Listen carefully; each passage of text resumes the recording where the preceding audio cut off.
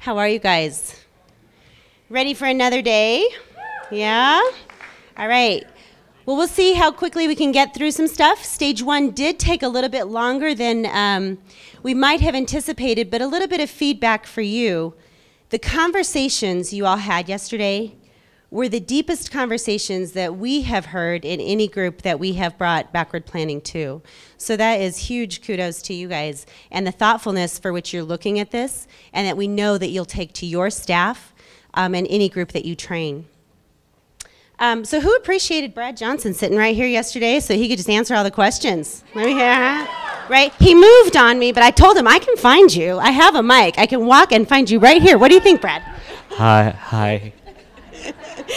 I tried to find the other mic just to give it to him so we could just reference him, right? Before we get started, we want to make sure that you have some notification settings in Edmodo, because you may have noticed that every time someone posts, you get a notification in your email. So there's two ways, depending on which version. My particular version, on the right-hand side, you'll see a little, just one of the blue links. It says Advanced Options. You would click on Advanced Options.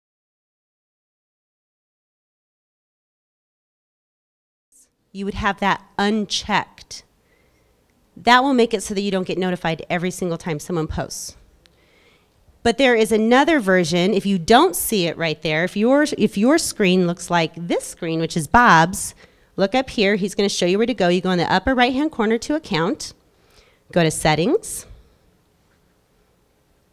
That's me like 12 years ago. Were you 2? No, I'm just teasing.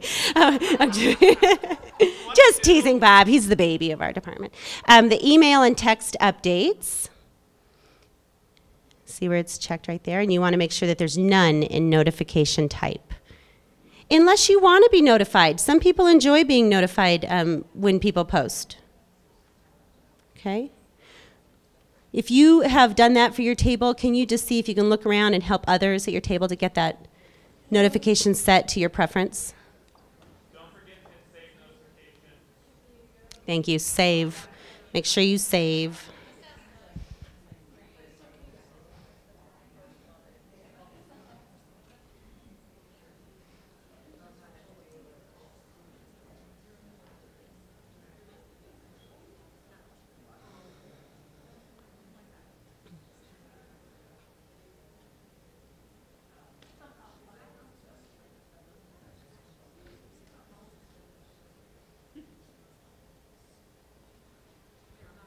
Does anybody need help who's not getting that help? Raise your hand. Okay. Good. I think we're good. Okay, working agreements for today. Just some reminders. I know it's hard to be a bit away from your building, but if you can just try to be as present as possible, check emails at breaks, lunch, and other times when you might be finished with work, we would appreciate that just so that we can have your full attention. Okay. The other thing to be mindful of, when we are working with computers and you're also working at a group or in a table group, you may want to consider your computer in terms of how you interact. So if we ever ask you to do something at your table, it might be appropriate to either, focus in 45, you put your computer at a 45-degree angle, or if you're working with a partner, if you're directly next to them, it's not in the way. But you know that the visual, the screen in the center, can break some rapport. And it does create a little bit of a barrier. And conversations can be richer when you feel like you're in a community with that table. So it's just something to be aware of today. There's really no right or wrong. But kind of check that out as you're having those conversations today and we're continuing our learning together. Other things to be considerate of, when you are facilitating groups, some of you are going to go on and train some other groups.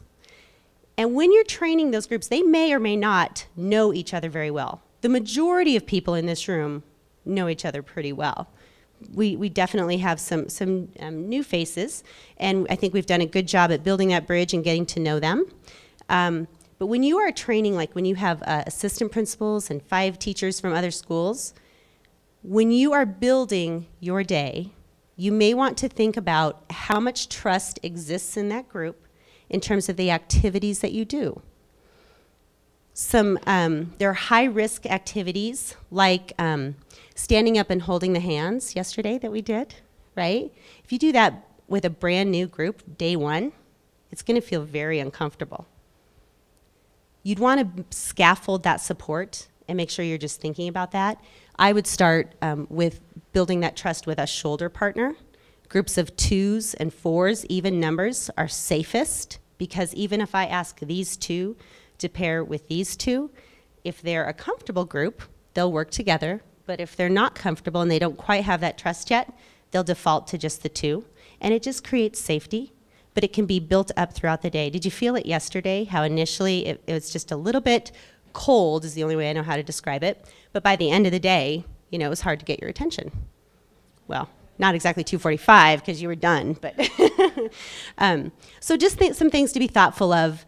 And also with the training, this training is meant to be delivered exactly the way it stands. That's what a training of the trainer's model is. This is something that Dana has a lot of experience with. And she has said, you know, if you take this particular piece out, it's not going to be comfortable or you won't get the same outcome as if you left it in. We're going to trust that because we don't know. We haven't trained extensively with it. But there are some optional pieces like the brain breaks and the music, and you guys can fiddle with those as facilitators, okay? So those are just some things to think about. Our agenda for today, we're going to continue with stage 2.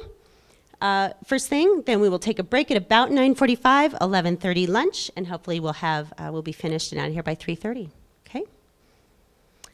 We asked you to read a Zhao article last night. We are going to, one of the other things we know as facilitators is that you want to get voices into the room within the first 5 to 10 minutes. The purpose of that is that the more or the faster you can get voices into the room, the more engagement you will have throughout the day. Isn't that an interesting correlation? They've done studies on that. So we are going to get your voices into the room. I want you to think for a minute about that Zhao article and take one of the index cards at the table, or you're welcome to use a Post-it on your computer. It doesn't matter to me, or whatever thing you're using. And just think about that article and summarize it in terms of an elevator speech. You know when you get in the elevator, conversations aren't usually lengthy. It's pretty quick. A few sentences. Create an elevator speech about what Zhao says about entrepreneurialism. That's right, say that 5 times fast, okay? And this is 3 to 5 minutes by yourself, please, and then I'll give you the cue to start talking.